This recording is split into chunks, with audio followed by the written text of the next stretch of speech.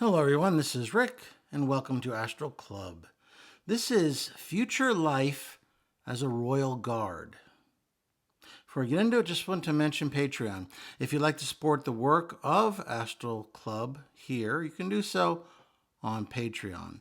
When you join, you get advanced episodes, you get a chat function, and there's a lot of other things too involved.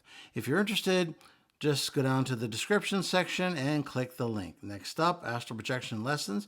If you'd like a lesson with me to learn how to astral project or to improve your current abilities, be glad to work with you. I've been working with people all over the world, and each time it's just a blast, and I always learn something, and they tell me they learn a lot too.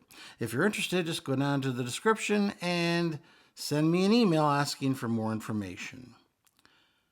Let's get into it. As you know, I'm currently under a bit of a suspension from an astral projection standpoint.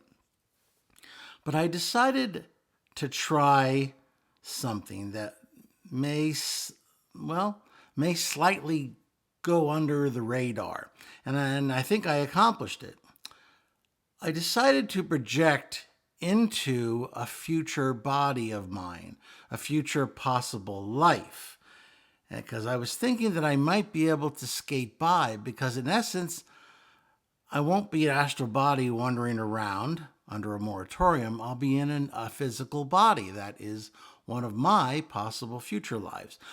You can't normally go into, as an astral spirit, into another body because your vibratory levels, your signature is very different, and so they repel one another. You get repelled from another physical body. But I have found if you project into a possible future self, you can stay there for some period of time before you're finally ejected and have to leave. It's much like a key that almost fits a lock, but doesn't quite work. So I decided to give that a shot, and it did work out for me. I found myself in my body on a very silent bus with no windows. It was completely armored, and there was screens, monitors that showed the outside electronically. I looked around and I saw the bus was filled with other soldiers, all dressed up in camouflage type uniforms with cool looking helmets and boots, the whole 9 yards. The boots seemed very different from what I was used to, but they were very comfortable. They kind of form fit my feet. I was just kind of squirming around in the boots, and each time the boots would give, and then they'd come back. So there was some sort of good high tech thing going on there. And I was there. I saw everybody's haversacks up on the shelves, and I started to see what I could get from a memory standpoint. I never have a complete access to memories of my future selves, but I can usually access some things so that I can get my bearings to some extent.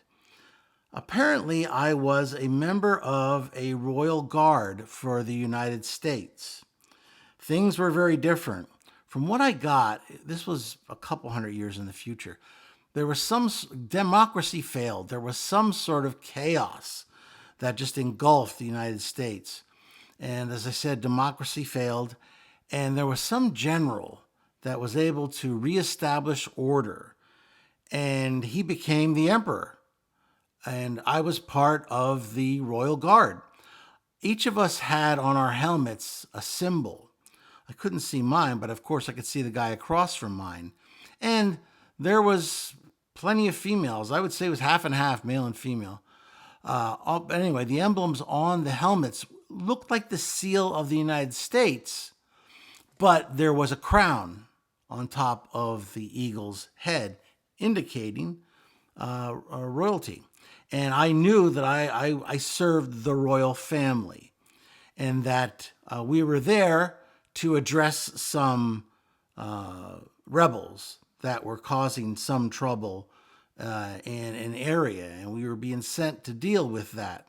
I didn't have any more details. I don't know if he didn't have any more details or I just couldn't access them, but that's what I got. So we traveled for a bit in the bus, and I started to feel that weird energy of electric, like an electric shocks. It's just started, but I knew I was able to keep it under control so far.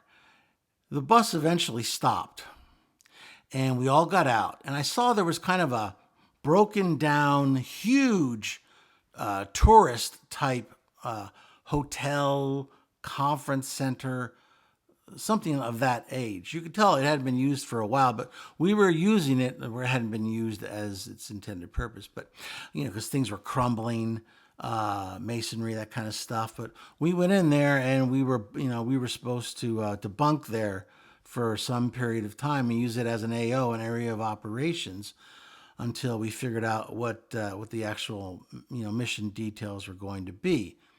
So I grabbed my area where I was going to sleep, and while everybody else was kind of doing the same, I broke open my haversack just to see what was going on, and I pulled out this very light rifle. It was about half the size of a normal infantry rifle, and its opening was an oval rather than your typical circle. I knew it was a plasma rifle of some sort. It was just so light, it almost seemed like a toy, but I knew inherently that it was fairly deadly. The next thing I pulled out was really cool. The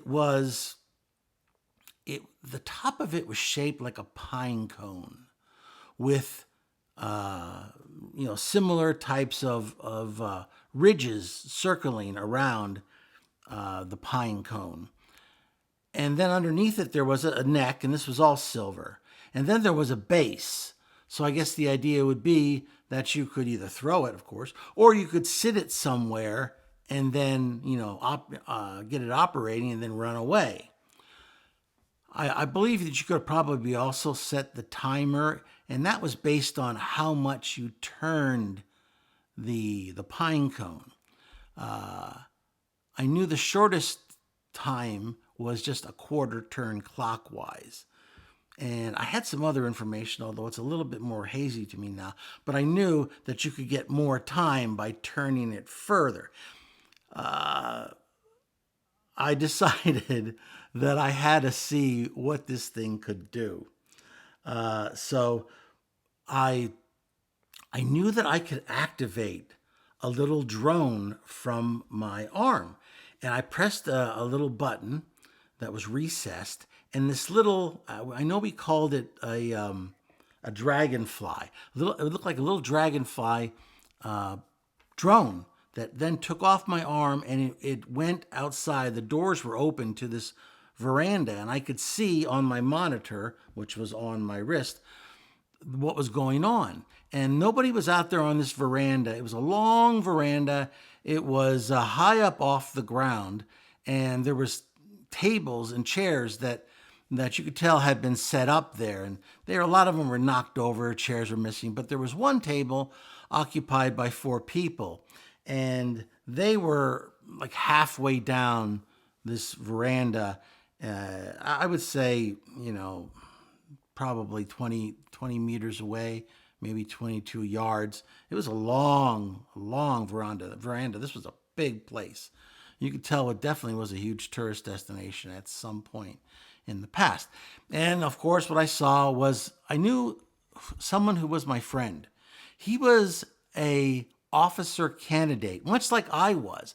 And I realized that I was an officer candidate too. And what we did is that it was very hard to qualify to get, but in order to qualify as an officer for the Royal Guard, you had to serve as enlisted, but you were like an officer candidate. So if you proved yourself, you became an officer.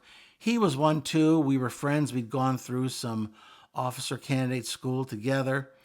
And he was there with 3 female soldiers. I felt a little twinge of envy. He was always a ladies' man. And I know I was a little bit more tentative with the female of the kind. And female soldiers, no difference. But he was always very smooth. And he was there just chopping it up with these three female soldiers. They were in their own little world. So I called back my Dragonfly drone and I kind of snuck outside onto this huge veranda. And as I was looking down, I could see that there was a river, and the river was probably somewhere around 20 some yards, or let's say 18 or so meters away from the actual hotel. It was a fairly sizable river, and I decided I wanted to test out this blaster. Now, I've seen grenades detonate in water before, and I guess I kind of expected something very similar. So I turned the pine cone a quarter clockwise, and it immediately started to beep. And the beeping was becoming faster. I didn't have to access this guy's memories to know that it was time to get rid of this thing. So I took it and I heaved it as far as I could. And it went right into the river. And then I snuck right back inside of the facility. Nobody saw me. My friend and his female companions didn't notice me. They were too busy, like I said, talking with and laughing with each other. And then I just kind of watched to see what would happen. Well, this thing detonated. Wow. The whole river, for as far as I could see from my perch, just erupted.